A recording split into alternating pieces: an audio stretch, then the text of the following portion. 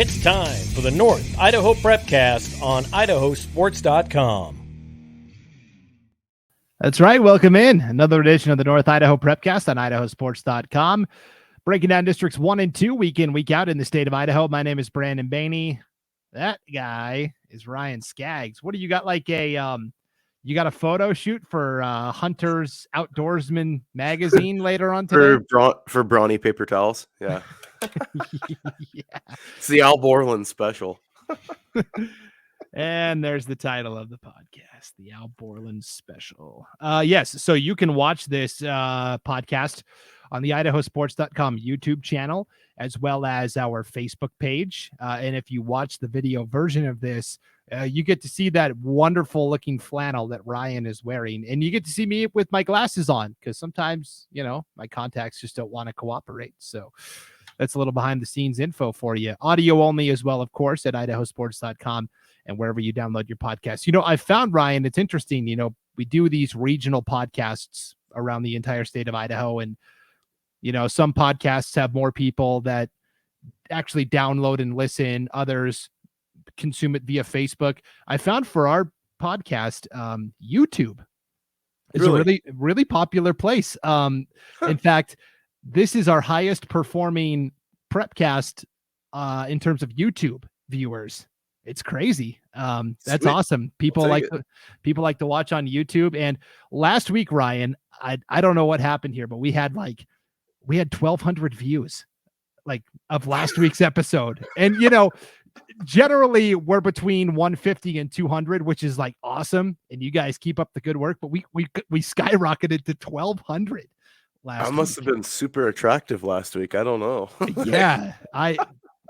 And I'm trying to think back, did we say something really compelling or yeah, I mean, we do every week, of course, but something that was a real lightning rod for people? I have no idea. Yeah, I have no clue. I mean, we could have, did we talk the title of the show? I don't know. If it's something that's a common searched YouTube thing, I don't know, but yeah, I'll take sweet. it though. I'll take it. I'll take 1,200 views. Yeah, let's keep it going. So that's my I'm ruining it right now by being super congested. So yeah, that's all right. But that's my call to North Idaho Prepcast Nation is okay. The bar's been set. We gotta keep it at 1,200 every week. So everybody, even if I'm gonna start demanding a pay raise. Yeah, I know, right? So yeah, everybody, click the video multiple times. Help us, because that ultimately helps to get it exposed to more people as well. So all those mathematical equations that I don't understand. And speaking of that, we'll talk about MaxPreps in a little bit, but let's first start with state soccer, which happened last week, Ryan. Well, let's start on the girls' side. We'll go girls, then boys, and we'll go 3A up to 5A for our soccer recap. So let's start with the 3A girls state soccer tournament. It was at Twin Falls last week. Coeur d'Alene Charter, the number 1 seed overall, falls in overtime in their tournament opener to Timberlake, their conference rival. How about the Tigers getting the 4-3 win in overtime? Timberlake ends up taking 4th place. Coeur d'Alene Charter battles back to win the consolation. They take 5th place. Yeah, that's an awesome job by the Lady Tigers. I mean, it's the law of averages. You play each other so many times, you're going to see something, I think, at some point. And then, players rise to big occasions and big moments at times. And it looks like either we have a tendency to curse teams or the Tigers just played out of their minds and beat a really good team, because that Coeur d'Alene Charter team was a buzzsaw, and they could have came into that game just overconfident maybe too. I think had something to do with it, as well as you see a team that many times and win by that big of a differential during the regular season. In the game of soccer, it can make a big difference. But hats off to the Tigers. That's awesome. Yeah, and if it was kind of an overconfidence thing, that would be really surprising to me, considering this happened to Coeur d'Alene Charter last year at state. They came in highly acclaimed and suffered an upset right away. And so, I would have thought they would have been on guard too. And honestly, I don't even think it was that. I think Timberlake just played their best match of the season. I think Coeur d'Alene Charter played exceptionally well, and Timberlake was just a touch better, like you said. Lady Tigers. They got a good group of athletes there on that program too. So the fact that they won a close match like that doesn't surprise me one bit. That's pretty awesome. Definitely. 4A state tournament, Sandpoint, after missing out last year, was out for blood. They got Valley View in the first round, and then in the semifinals, very close battle with Twin Falls, the defending 4A champs. They ultimately fall in that contest. They go to the third place match against Pocatello.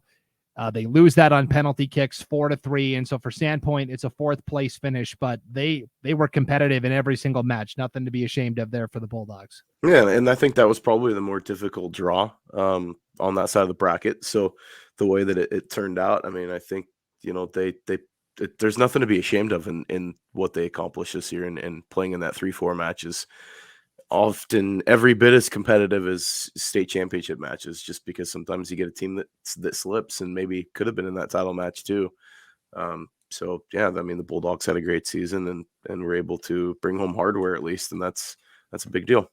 Definitely. And then at the 5A girls tournament, Lake City came in as the defending champs, the number 1 seed overall. They get to the semifinals where they slip against kind of the Cinderella team of the tournament, Centennial. The 5 seed gets all the way to the championship. They lose 1-0 to Centennial. So it wasn't like they got, snowballed or anything. They just, that was the play-in winner too. Yeah. They beat Coeur d'Alene in that play-in match just to get the state, and they get all the way to the championship. And so Lake City rebounds, though. They're playing Rocky Mountain, powerful team in the third place match, tied 2-2 through regulation, and 2 overtimes, goes to PKs, and this one went the distance, right? They in penalty kicks, 6 athletes attempt kicks. Lake City went 6 for 6. Rocky went 5 for 6. So Lake City won that shootout 6-5. Every player scored in the shootout for Lake City. And that Lake City lineup is so stinking good too. I mean, they got some really good youngsters, but they've got a couple of girls on that team that are playing, Pac-12 soccer next year. So they're no slouch. And I think that they were highly acclaimed for good reason. And I mean, they just, losing that match obviously kind of bit them a little bit in the semis, but to win that 3-4 match in PKs especially, I think was a great way to kind of wrap up the career for some pretty successful girls. I mean, the fact that you can go first place, third place in back-to-back years is saying something about the success of your program. Yeah, and we talked about this last year when state soccer rolled around. It is really hard to repeat in soccer because there's the fluctuations are so wild. The margin for error is so thin. Like Lake City loses 1-0. They just a handful of things didn't go their way, and that happens all the time in soccer. So to repeat as champion is extremely difficult. So the teams that do it really cherish it because it is kind of a rare thing in soccer. So let's go to the boys side. 3A boys, we had Timberlake and Bonners Ferry. They both dropped their first matchup. They both dropped their second matchup. Each went 2-0 at state. Yeah, I mean, in what was a competitive league, Yeah. I mean, but that boys side of the 3A bracket's tough. And both teams they lost to, obviously we're playing for something, but it's a decent season by both teams. I think just making it to state, I think there's some accolade and accomplishment in that. But obviously they probably wanted more, I'm sure. But the Badgers, I mean, I think as a whole are probably having one of the better seasons we've seen in North Idaho sports. I mean, from all sports. So, there's a lot to be proud of at that high school right now in Bonners Ferry. Yeah, the Badgers won the conference in football. They are competing at state volleyball. And by the way, we're not going to talk any state volleyball on this Prepcast today. I recorded a separate special just previewing the state volleyball tournaments. Me and Lindsay Togiai Afuk, former Century volleyball standout in Pocatello. She went on to play college volleyball as well. And so she hopped on and we broke down all of the state volleyball brackets. Her brother is Tommy Togiai, the defensive lineman that's currently playing for the Cleveland Browns. So yeah, athletic family for sure. And so for sure. We had all your volleyball. It's in your podcast feed, North Idaho Prepcast listeners. It's in your podcast feed. That's where you're going to get your state volleyball coverage. Yeah, give that one 1,200 listens too. Yes, I did put it up on YouTube. So yes, let's do it. Let's go. Let's do it. So yes, so Bonners Ferry, as you said, having a tremendous overall fall sports season, definitely. 4A boys, Sandpoint was the number 1 seed and stupid Bishop Kelly. Could they ever just for once not be good at something? Apparently not. 5A already. I mean, no, but yeah. No, that the Sandpoint boys obviously had a great season, and it was a great tournament over there at the fields at Real Life and Post Falls too. The 4A tournament, I think that was a great sight. The weather, while wasn't the greatest last week, the playing surface was awesome, and so I don't think there was any complaints on playing on field turf. At a field like that, a facility like that with lights and everything too. It was top notch. I think that needs to be in the rotation annually as one of the sites, at least hosting one of the classifications. But that's just me personally kind of looking at that with a objective lens. But Sandpoint had a great season, and just to come that close, and that stinking BK team, which seems to snake bite everybody in almost every sport, ends up not clipping them. But that's a great season by the Bulldogs. Yeah, so Bishop Kelly, the quote-unquote 8 seed, I don't know how they didn't get a higher seed. First of all, MaxPreps, we'll get to it. Yeah. Yeah. But Bishop Kelly gets all the way to the championship as the 8 seed. And honestly, it was Caldwell and Bishop Kelly, the 2 district rivals for the championship. 0-0 draw, went to PKs. Caldwell won 4-3. So it was a great championship match up there in Post Falls as well. But Sandpoint loses to BK in their tournament opener in overtime, 1-0. And then they turn around and beat Century 1-0. And then they won the consolation over Canyon Ridge 2-0, which tells me that Sandpoint, man, if they just could have found a way to get past BK, I think they had a real shot at bringing home state. But Yep. I mean, that was I think they had the guys and they had the team, and they got a lot of those kids coming back too. They've got some youngsters in their program too. They're going to carry that team for a few years to come. But a great season by Sandpoint, and just, I mean, you get that one first round game, but you kind of see like what could have been on the back end. And I'm sure that there's if we would have had like 2 more minutes, we probably could have changed the tide on that one. But things happen, and soccer's a funny sport like that. That round ball goes different ways sometimes. Yeah, you could play your best for 99% of the match, and if there's one slip up, and all of a sudden they've got a goal and it's over. So 5A soccer, Lake City got to the 3rd place match. They lost to Timberline, the 2-time defending champion, 1-0 in the semifinals. No shame there. Timberline won the title. Very good team. Lake City then lost to Thunder Ridge in the 3rd place match. I think Lake City put everything into that Timberline match, and they just didn't have anything left by Saturday. Well, I mean, their first round match too was tough, and you look at back-to-back emotional games. You get to that last game, sometimes your tank's just empty.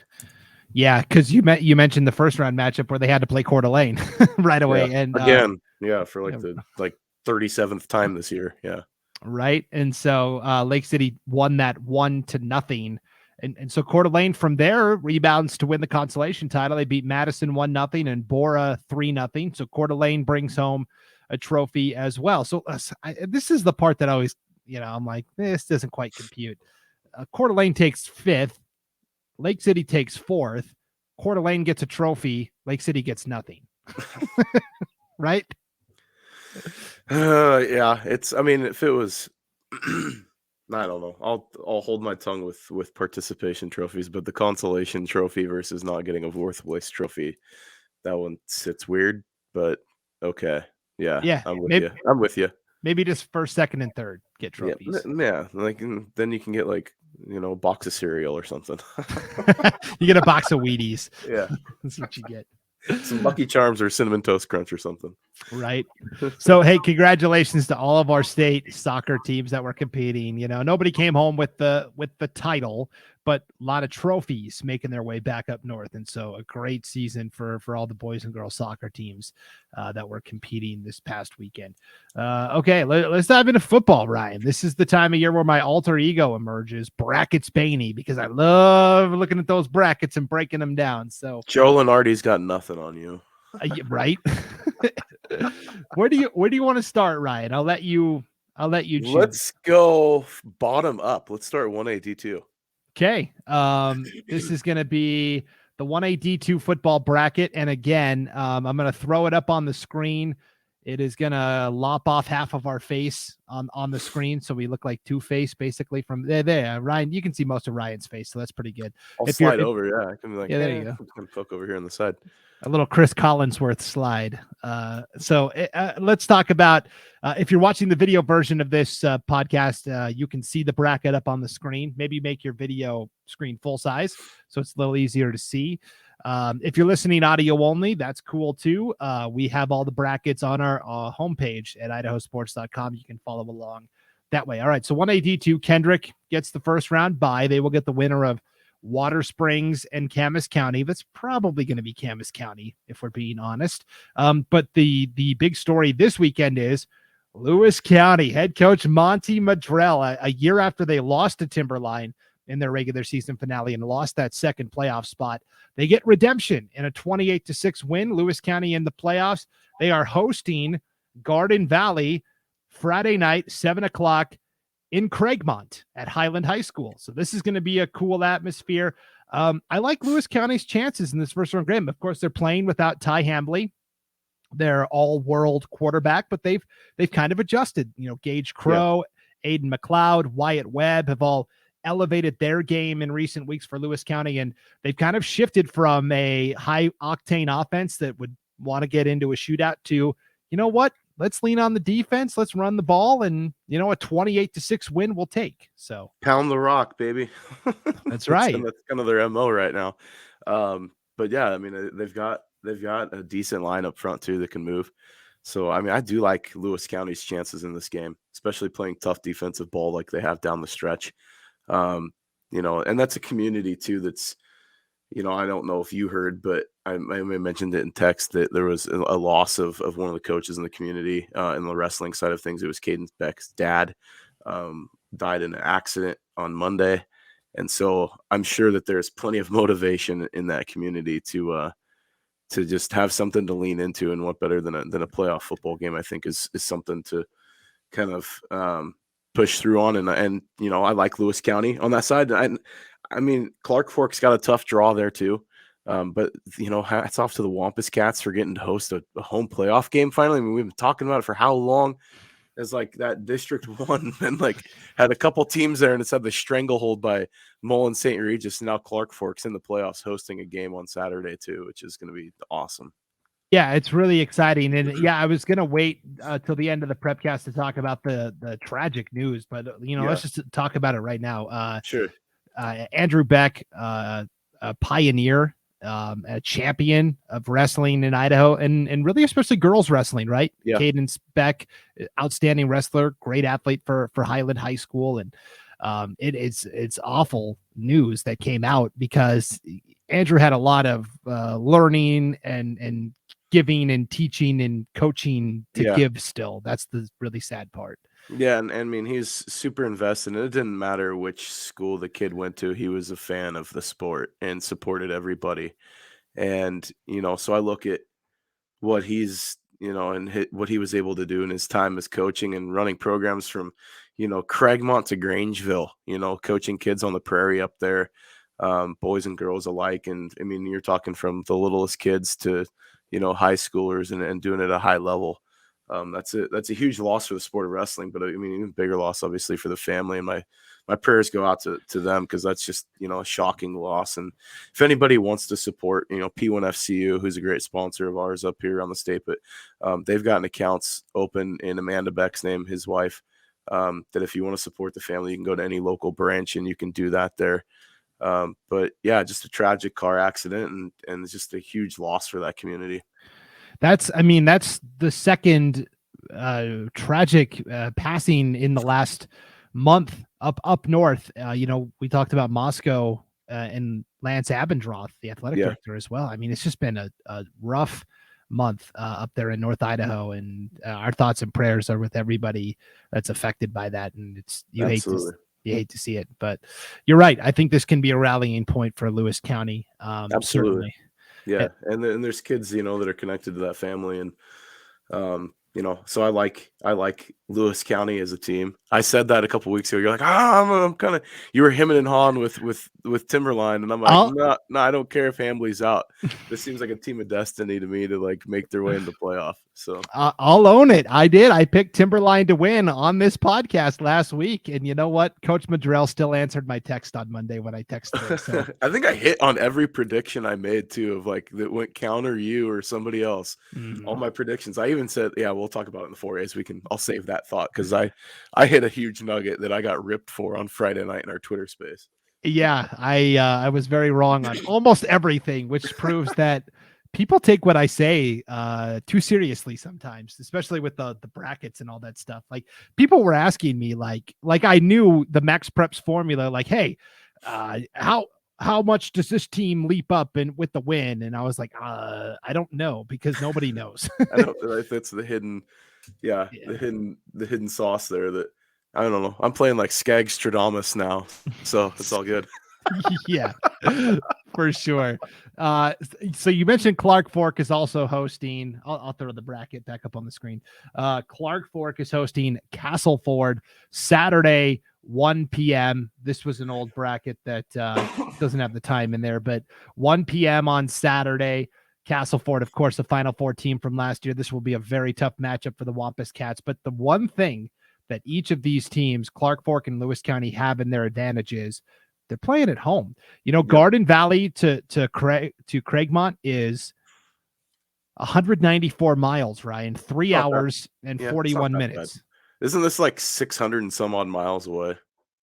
Yeah. So the mileage from Castleford to Clark Fork, check this out. 631 miles, 10 and a half hours on a bus. Well, and that's like, if you're using like Google Maps or whatever for the auto directions, that's like by car. That's not bus time. I mean, you're having stops. You're having to like, get food. Others. I mean, that's a trip. I mean, obviously it's a 2-day, I'm sure they're going to leave Friday, but yeah, you figure they're going to stop somewhere in Washington probably, and then continue on. But yeah, I mean, if they're going to, because Castleford's down there on the Snake, like it's south of Twin. Yeah. Right. So yeah, they'd probably come up through Washington, I'm sure. Yeah, go through Oregon, Washington, make that kind of take I-84 to the Tri-Cities and then come up 395 and I-90. Yeah. Yeah. So that's a sucky road trip. That sucks for Castleford. There's no easy way for that one. So Clark Fork's got the home advantage, certainly, but it will be a tough matchup against Castleford. Clark Fork's going to have to play their absolute best to advance. And then, Mullen St. Regis also got a first-round bye, along with Kendrick. They get the winner of Lewis County and Garden Valley. And we talked about this on the 8-man Prepcast this week, when we were sizing up Mullen St. Regis's chances, because this bracket, the bottom half of the bracket to me, Ryan, is the wide open part. If you look at the top half of the bracket, four of the top 6 teams in the coaches poll are all on that top side of the bracket. Yeah, I like Mullen St. Regis's chances. I really do. And what some thought may have not have been as talented of a team as they've had maybe the last 2 years, I think they're more balanced, and that's what I think is making them really deadly as far as a playoff run, because they play defense really well. And that's the thing that's been kind of sticking out. And they've tested themselves. Like that game against Chinook was that's no slouch of a team they're playing. I mean, that's like playing the likes of like a Grace or somebody like that that's got, like a historical like pedigree, at the 8-man level. And so that's I think Mullen was smart to kind of put themselves on a level like that, and a game like that to find their way and possibly, make a state championship game run. It'd be cool if we could see an all-North final. Would be awesome. Yeah, up in the Kibbe Dome in Moscow. That would be awesome. Mullen St. Regis, the 2 Montana teams they lost to, Superior and Chinook, each of those teams, Ryan, are 8-1 on the season. So that's, a combined 16-2. And Coach Stetson Spooner will tell you that, hey, it helped us learn what we need to work on. And I would say the thing they need to work on and they need to do well is they have to start fast. In both of those games against the Montana schools, they started slow, especially that Chinook game. They got down 2 scores early and then matched Chinook score for score the rest of the way, but they could never dig themselves out of that early hole they dug themselves in. So fast start is absolutely critical for Mullen St. Regis as they go through the playoffs, but we will wait and see. Of course, Kendrick's still the overwhelming favorite up in 1A D2 football, and they finally got to play a full game, Ryan. So congratulations.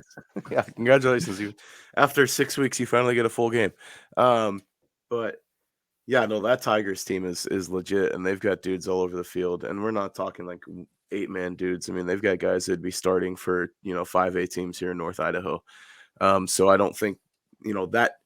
Sometimes it gets lost. You try to compare the two, and sometimes the athletes are just different. I mean, you get the exceptions of like Leighton Vander Esch a few years ago from Salmon River that goes on. He's now playing in the NFL.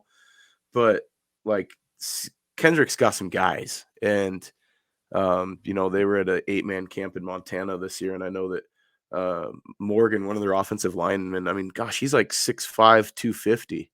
I mean, that's a dude for anybody, and so you have weapons like that, and you got like obviously Ty Kep and Jagger Hewitt and guys like that.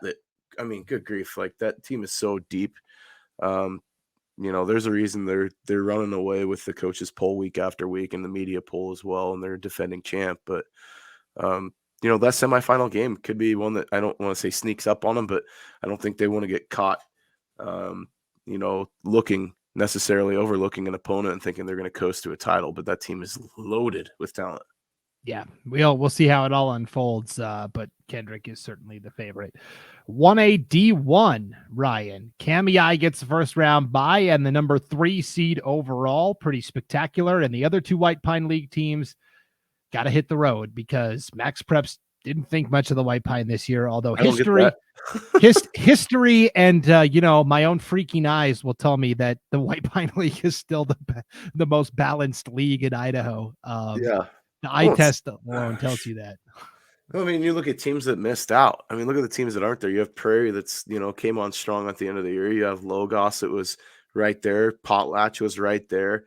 I mean, there's some teams that are sitting at home that I think in other leagues probably win a league championship.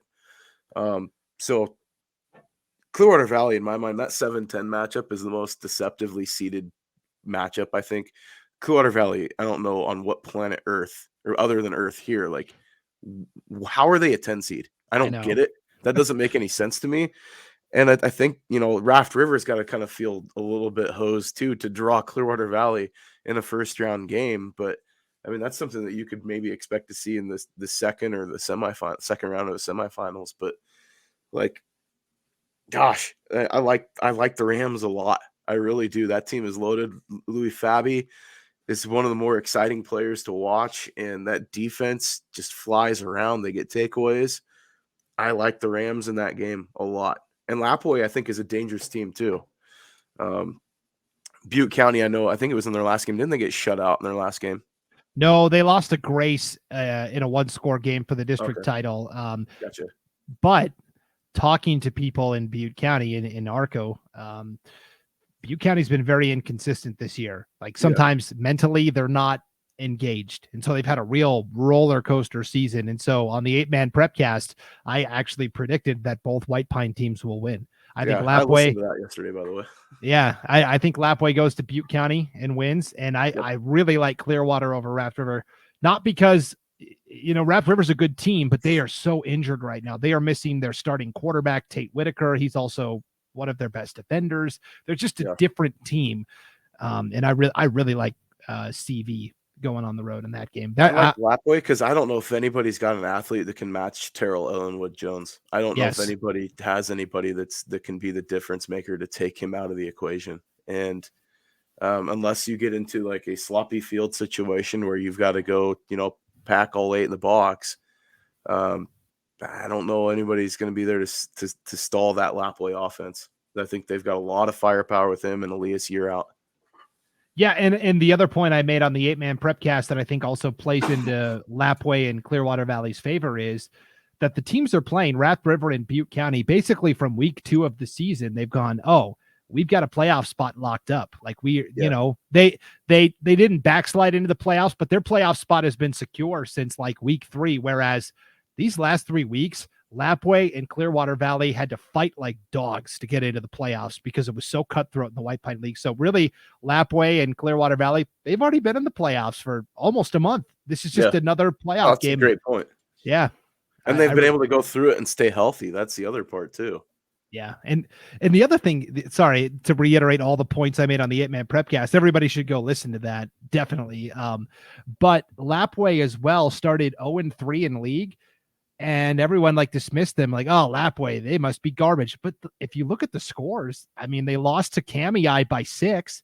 They lost to Clearwater Valley by 12, but they had the lead in the fourth quarter in that game, and they lost to Logos by 10. I mean, 3 very tight losses, and everyone just dismissed that, myself included. I did it as well. Just kind of dismissed Lapway. But I don't want to down talk like Idaho City, but looking at this bracket and say Lapway and Clearwater Valley win, and they reseed it obviously by the rankings, right? So yep.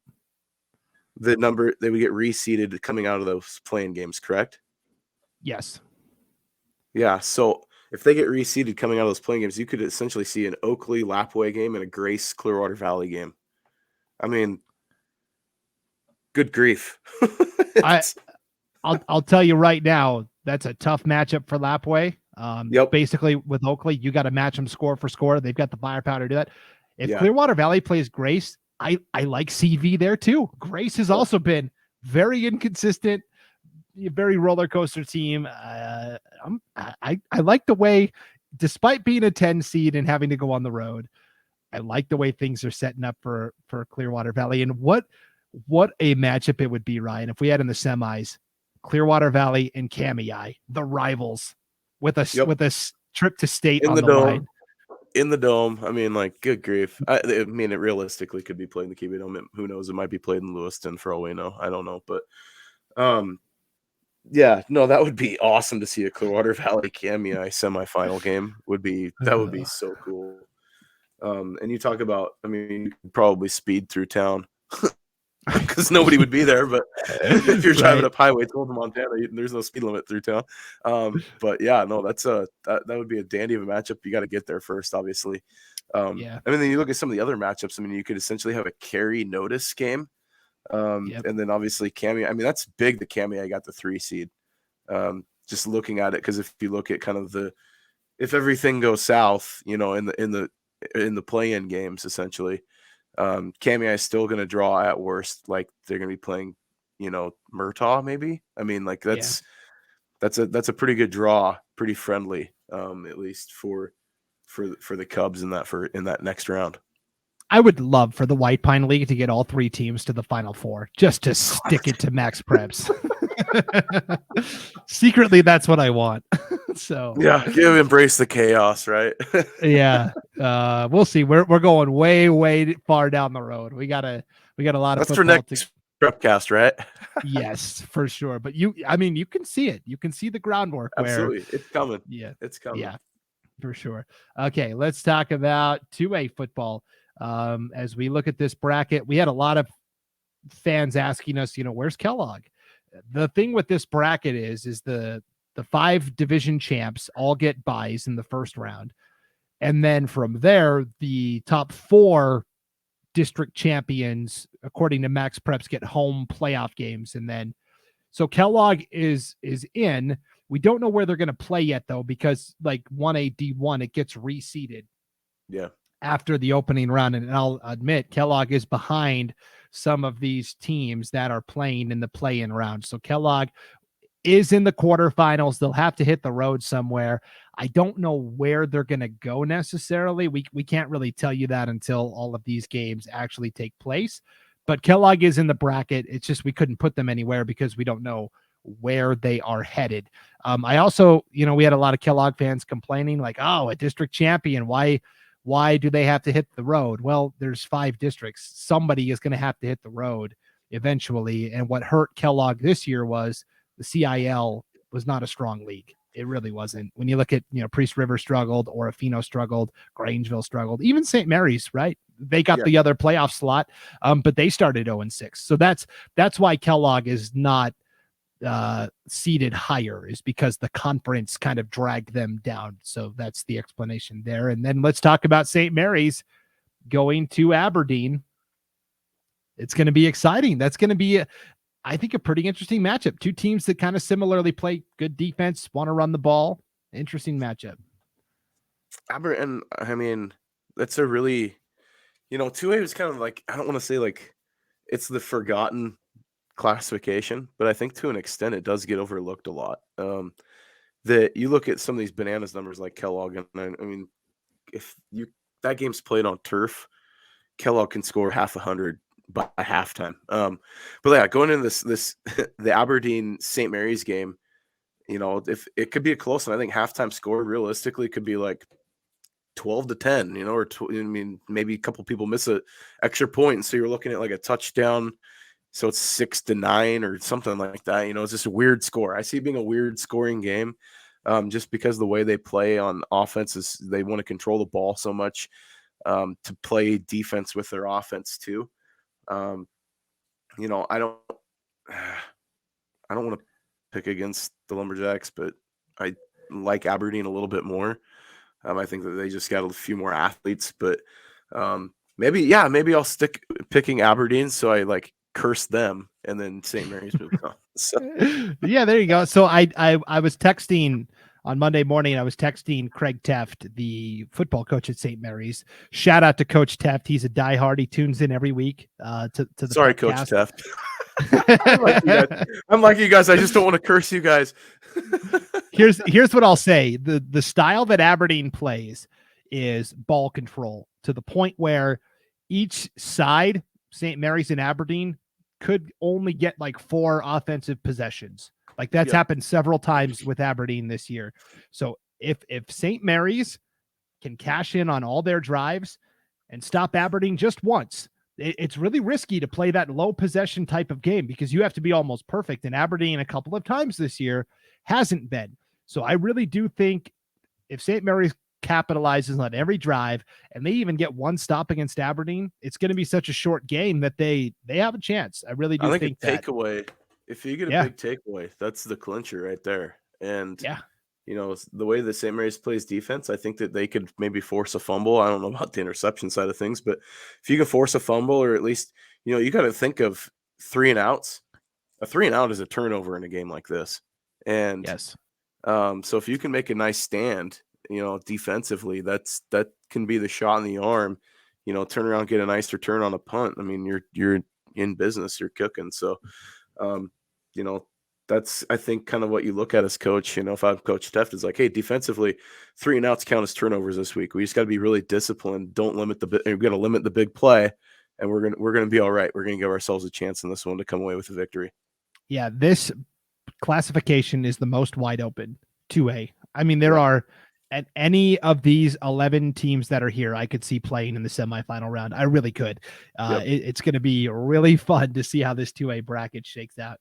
Let's go to 3A football, where you've got Bonners Ferry, the league champ. They beat Timberlake in a pretty close game on Friday night, but the Badgers finished the regular season undefeated. Because of that, undefeated league champ. Yeah, let's throw that in there. Give them some love because that's huge. Well, yeah, I thought you were making a joke about their 1-0 in league with their league win. Yeah, but their schedule wasn't terrible, so I'm going to give them credit for being undefeated. So yeah, no, definitely, yeah, they went undefeated through the regular season, and then just the one league game undefeated in league play. So Bonners Ferry, because of that, gets the 3 seed overall because the 5 district winners automatically get the top 5 seeds. Now next week that could change, right? Bonners Ferry could drop below some of these other non-district champions because they'll reseed everybody 1 through 8 based on MaxPreps. But for Bonners Ferry, they get a nice first round game, 12 high noon on Saturday. They will host Wood River, a 3A team that is really should be a 4A team, but I don't think Bonners Ferry has any problems with Wood River here. Yeah, no, I think the Badgers, we talk about balance. That's one of the most balanced teams of any classification. You look offensively and nice at quarterback, and the Hensleys, they've got athletes out there, but defensively that team is so dang good.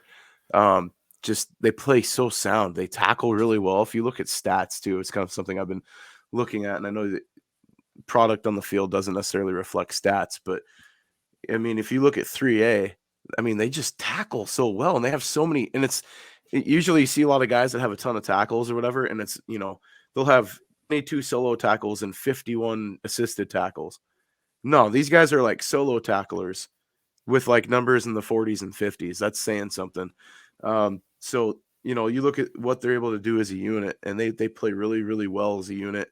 I don't think they play outside of themselves. And so they're, for playoff football, that's, I think, something that you want a recipe for success. You got some leadership there at the quarterback position, especially and at running back with Hensley in the backfield. I like the Badgers a lot in this game, and I think it's going to be Badgers by a lot. But hopefully I'm not upsetting any Wood River fans with listening, but sorry, but I like Bonners Ferry and Bonners Ferry big. Well, and great for Wood River. They got to the playoffs, and but it still doesn't sit right with me that's a 4A team. That when you look that and then look at their wins too. I mean, it's like, yeah. Yawn, but and that's no credit to the kids because they're doing what they're supposed to do to get there. But right. Bonners Ferry, you get one league game, you play Timberlake in a really tough matchup on a Friday night with a sloppy field, and it was what it was advertised to be. It was like 18-13 or something like that, and just a tough slobber knocker type game where it's one in the trenches and everybody comes home dirty, and but they clinched the league title, and bigger, I think they clinched that home playoff game, which I think is the first one since, is it the late 90s or early 2000s? I think the first time since they've hosted a home playoff game. It might be like 05. So there's a lot of North playoff games this week. We talked about Clark Fork and Lewis County and Bonners Ferry, and it's so exciting to see the teams up north excelling and getting those high seeds. Let's talk about Timberlake. I'll be honest, this is a very tough draw to have to travel to Weiser, the defending 3A champ, defending state champ. Because Weiser, when you look at the MaxPreps rankings, is like third. They're really like a top 3 team, but because those district champs get the top 5 seeds, Weiser gets slotted down to where now this is a tough matchup for Timberlake, where I would have liked their chances if they were playing like a Buell or a Teton or somebody like that. But Weiser's defense is so good. It's going to be really tough for Timberlake, unfortunately. Yeah, because it's the wing T against a really disciplined defense. And that's the thing that you look at is like, okay, now it's a style matchup, and the style of offense that Timberlake runs, if they're going to hope for they're going to run it 45 times and hope for 4 runs of 30 plus yards, and then they're going to pass it 4 times and hopefully connect on 2 of them. They're going to try to be 2 of 4 for like 75 yards and 2 touchdowns. That's what they want in the passing game. I don't know if they're going to get that against this Weiser defense. That Weiser defense is so good, and there's a lot of kids back from that team from last year. There's talent there. There's the coaching there is insane too. So I'll give the coaches credit as well. They do a great job, with that team. I had Timberlake in the opening game when they played South Fremont, and I came away from that game like, man, if this is 3A football and these are supposedly some of the better 3A teams playing, I was like, 3A's got a long way to go to catch Sugar. As far as Sugar and Homedale, I think are kind of like the creme de la creme of 3A. But gosh, like what South Fremont's been able to do, it doesn't surprise me that they've been fairly successful. They've got a young quarterback. He's big with a big live arm. But that linebacking core that South Fremont had was so dang good. That's what stood out in that game. And the other part that stood out was, Timberlake's like defensive front's not bad. They're pretty good defensive line and linebacker core. And then you got, Rajni Oliveri in the back end of that defense as safety, or if he's playing corner, depends where they roll him up. He gives him a shot in the arm in the secondary. But it's going to be, can he limit the big plays from Weiser? And that's going to be a test. That will be a really big test for the Tigers. Yeah, just a tough draw for Timberlake in their first round contest. All right, let's talk 4A football. Look at this. Look at this mess of a bracket. 16 teams. I told you, if you were on the Twitter space on Friday night, I told you it was going to happen. I told you. Yes. So there's a bit of it's not really a controversy, but I've gotten a ton of questions this week asking, why did Sandpoint leapfrog Minico for 3rd and 4th? Because from when we Saturday to Sunday, after games were done. Yes, all the Idaho scores were reported Friday night, and then MaxPreps says we need 24 hours for the algorithm to recalibrate and spit out the new numbers. And when that happened on Saturday, and even half the day Sunday, Minico was the 3 seed. Sandpoint was the 4.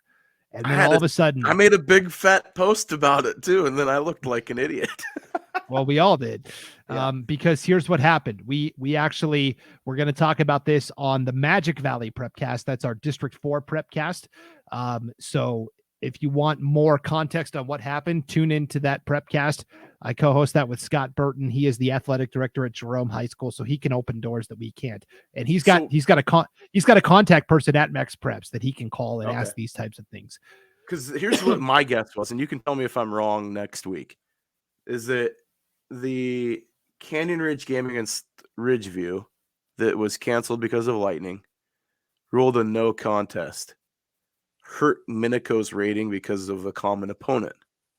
I don't know if that's true or not. I was just looking at trying to find ideas of what could have been in order for the rankings to change.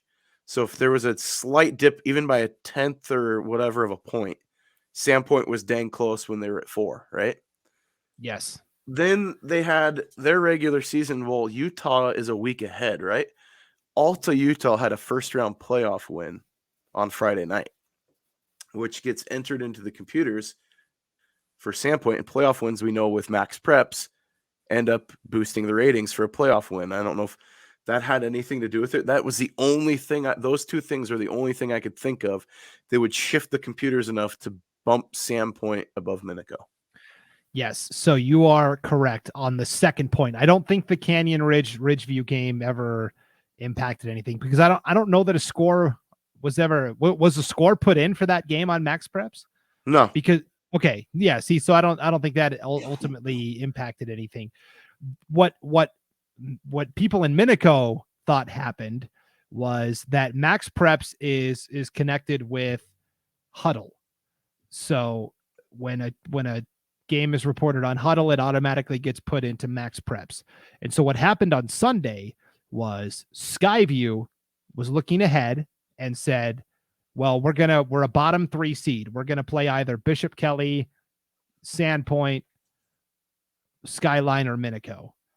Let's send film out to all of those schools and request film so we can get jump started on this and do a film exchange.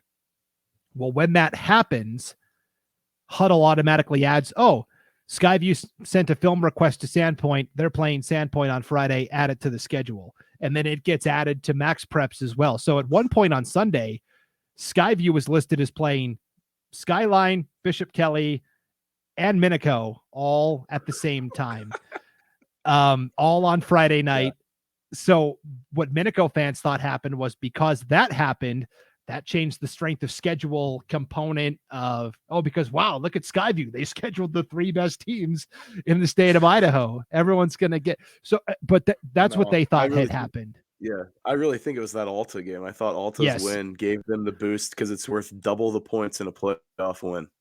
And that's on the MaxPreps ratings page.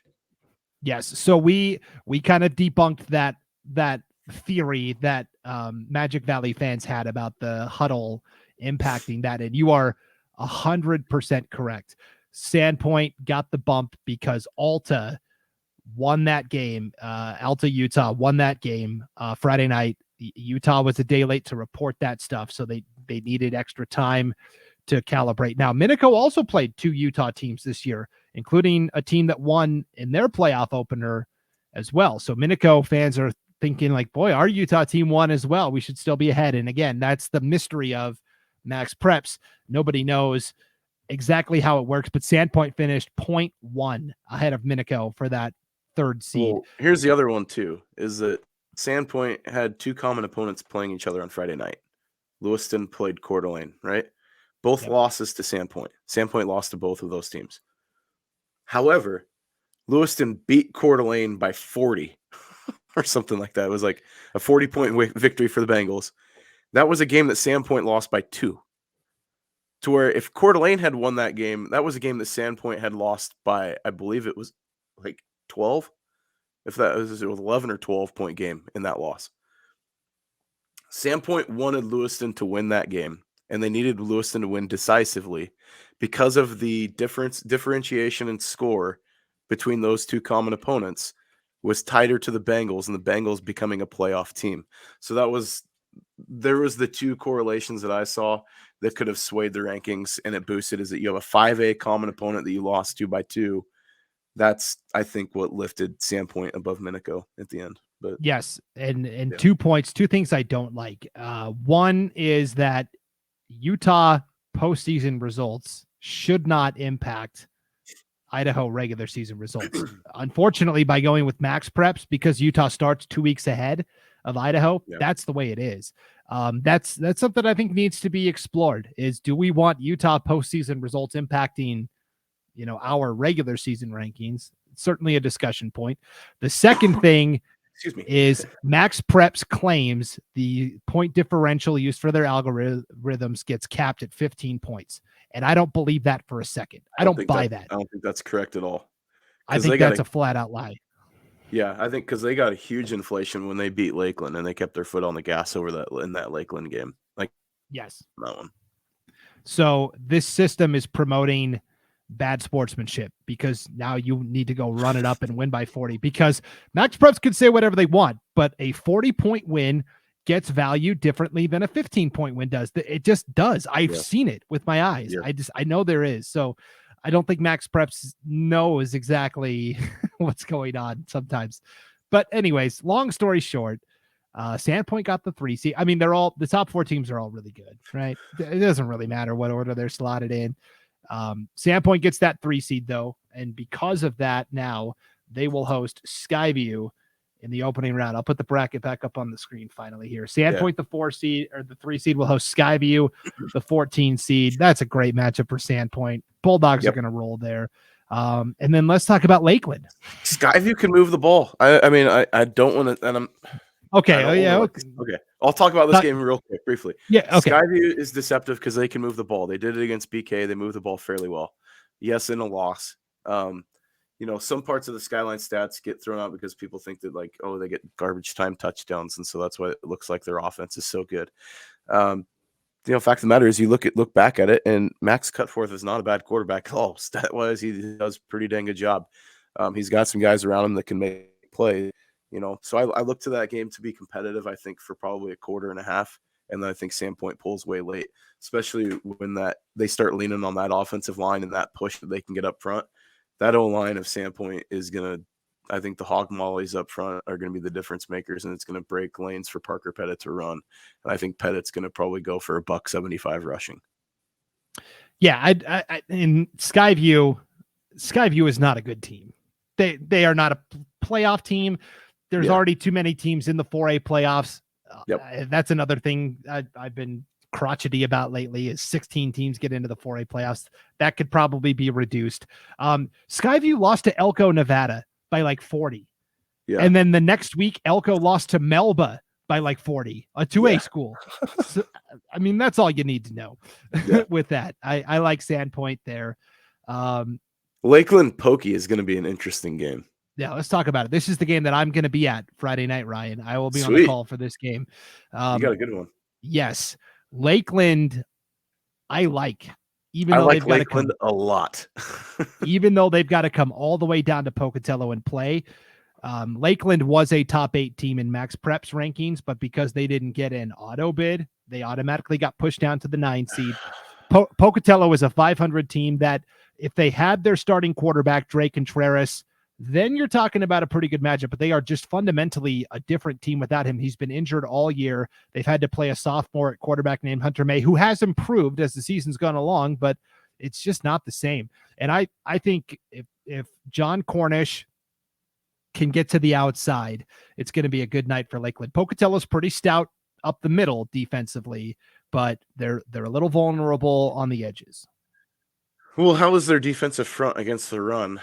Because Lakeland, I mean, size-wise, you look at that offensive front for Lakeland, I mean, they got some dudes. I mean, that left side of that offensive line is big. You got Preston Jeffs on the edge that's pre-bills but moves.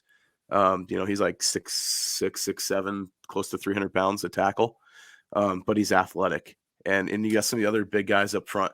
That was one thing that I think got lost. I think everybody looks at teams like Coeur d'Alene and Lewiston and Post Falls, but I think Lakeland as a front had the best rushing offensive line in North Idaho, and that wasn't even close. As far as consistency you saw from the unit, John Cornish is an amazing. I don't know how. I don't know. We talk about here, but I don't know what the rest of the state knows about John Cornish. But you talk about dynamite in a bottle. Like, that guy is absolutely an insane athlete that can uncork for a 60-yarder. And we talked about it at the beginning of the year. Cornish is good for a 50-plus yarder once a game. And out of all of the games this year, the only game he didn't get one over 50 yards was Sandpoint. So, I mean, the dude is legit at running back. He's got over 1,400 yards rushing on the season. And then you start focusing. If you focus so hard on Cornish, okay, fine. They're going to throw Thomas Calder at you. He's got almost 1,000 yards rushing too. So, they're a multiple look rushing attack. They run out of the I formation, but they put a lot of window dressing on it. And it's a really, really tough offense to prepare for. Yeah, it's going to be. I really like Lakeland here. Pocatello is very good against the run up the middle. They are definitely undersized compared to Lakeland's offensive line. Pocatello's defensive line is small, but they make up for it with 3 jackhammers at linebacker, including Devin Rodriguez, who plays in the middle, who basically plays like his hair's on fire. That's really the strength, is Pocatello's linebackers.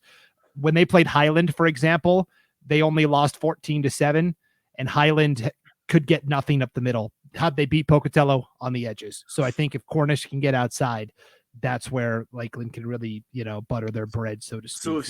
You look at Pokey's rushing, attack with Echo Hawk. It's like, everybody talks a lot about, Calder or Cornish playing on the outside at linebacker. But the one that's really been eye-opening as far as consistent for me in that unit is Chase Burcham in the middle for Lakeland. Has been very, very consistent against the run. He's very disciplined, stays home, doesn't get lost in the mix. I think, it's going to be a really interesting matchup, but I do like the Hawks in this one a lot. I really do. Yeah, I also am leaning towards Lakeland. Pocatello, it's the opposite when they have the ball in offense. Reich and Echo Hawk, if he gets to the outside, it's over. Like, I would love to see him and John Cornish race in the 100, because it would be really fun.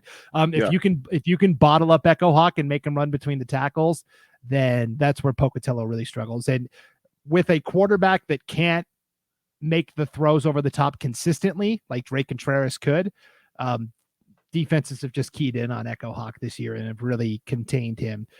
For example, Echo Hawk will have, 150 rushing yards in a game, but like 70 of them might have come on one play. And otherwise he's getting 2 yards a carry. That's really, if you can prevent the home run, then you're fine with Lakeland. So I really like the Hawks there. Let's talk about the 5A bracket. Post Falls, outright league champ for the first time since what, 1995? 1995. Yep, 1995. First time as a 5A program. Ooh-wee, what a year Post Falls has had. They won over Lake City to wrap up the regular season crown. They get a first round bye, and then they get a home playoff game against, let's be honest, Rocky Mountain. Rocky's going to be coming to Post Falls next week for the quarterfinals. That is going to be contrasting styles. The Trojans' explosive offense against a Rocky defense that is pretty stout. And it's going to be what Post Falls offense do we see? Because, last week they were without Jake Bustamante and they didn't miss a beat. Tevin Burns at running back last week went off for over 200 yards rushing. And he's a great 1-2 punch. They are so contrasting in their styles too, Bustamante and Tevin Burns. Where, Bustamante will just run through 6 guys and then take it for another 30 yards, where Burns is kind of that little one cut and go. He's not a real big kid, but man, he's quick as all get out. And so I like that rushing attack of Post Falls. It's going to be a tough matchup. Rocky's so stinking good. You talk about blue bloods, even though it's a newer high school in the state of Idaho, that's just one of those programs that's always consistently at the top. But Coach Bennett's crew, the thing that you talk about, you said offense for Post Falls. No, they hang their hat on defense. That defense is insane. I look at guys like, we talk about Trevor Miller, defensive end. He was our player in that Coeur d'Alene game, to where he had, I think, 5 sacks in the game. He had 9 hurries. He had 8 tackles for loss. The dude is a machine for tackles for loss. I want to say he's in the high 20s so far this year in tackle for loss. It's just what he's able to do on the defensive edge is just insane. And then that linebacking core, you look at Cole Cripps at Mike and Gentry Smith in there as well. That Jose Laguna comes up and kind of plays in that hybrid joker 4-2-5. Like he'll kind of roam around a little bit, and he's always opportunistic as well. And gosh, I mean, that defense on the back end, Summers at DB, there's some dudes on that defense that can definitely play top-notch football. I see it being a competitive game. I really do. Yeah, for sure. And then let's talk about Lewiston. They've got the other assignment here in the opening round. They got the other bid from the Inland Empire League. They in a do or die game, right? Lewiston Coeur d'Alene. The winner was going to the playoffs. The loser was not going anywhere but home. Lewiston came out and delivered pretty convincingly. I was pretty impressed with how the Bengals came out, and now they get to host a Middleton team that, by losing to CUNA on Friday night, actually, in their mind, this is talking to Middleton people. If they had won that game over CUNA, they would be playing Rocky Mountain. And by losing that game, they feel like, oh, we got an easier matchup. I'm not so sure about that, but I think Lewiston is going to be very motivated to get a home playoff win. Yeah, and I never count out the Vikings, and I just look at it. I mean, I have too much family down in Middleton to say anything bad about them because I'll start getting texts and Facebook messages from all of them. But I'll start getting blown up by cousins. But yeah, I mean, I like the Bengals in this one. I look at what they bring to the table in the running game. If you try to focus on Jackson Lathan, Hottinger is going to make you pay. I mean, they got James White they can bring in. Rickard they can bring in with a sledgehammer. I mean, there's so many guys that can get touches, and they're so balanced on that side of the ball. I mean, they're big play offense too, but you got Jelinek, you've got Rice, you've got guys all over the field that can make plays. And then you look at the defensive side of the ball. James White might be a better defensive player than he is offensive player, in my opinion. I might take some flack for that, but I look at what he does at defensive end. He's a game changer at the defensive end spot for the Bengals, and their middle linebacking core. Taylor at Mike is a stud. I mean, he's a big dude too that plays in the middle of that defense. And then you look on the back end with Rice and Jelinek and Dooman and some of those kids that are out there that can play in the secondary. They make plays. So I like Lewiston in that game. And they've got all these pieces that they have good athletes. Like Jackson Lathan, the running back, caught a touchdown from Drew Hottinger, and then he threw a touchdown to Braden Rice, and then Hottinger caught a touchdown, and so they've got all these athletes, and Rickard can come in and run it and throw it, and Rickard's caught a couple of touchdowns this year as well. They've got all these guys that are like Tim Tebow-esque, where bunch of Swiss Army knives on the field. So it's like it's really hard because you have to account for certain guys too, and where they're positioned, and that's really hard. It's like if you're looking at Lathan, he lines up in the slot, then you're like, all right, okay, that's weird. And Rickard's in the backfield, so now you're watching like, well, they're gonna run a halfback pass here. You just don't know, and it's a multiple offense. It's just really tough to prepare for, and they do it. And I don't think that offensive line gets enough credit too. They do a great job up front, and they're big, they're strong, and they're just people movers, man. Those guys are like a moving company up front. Yeah, I was just going to make that point. Criminally underrated offensive line up there at Lewiston, and really defensive line too. I covered the Bengals at the Rocky Mountain Rumble, and even though they lost that first game, I came away obviously impressed with James White, but also Robert Storm on the Robert Storm, line. Agent Zero. Yeah. Yes.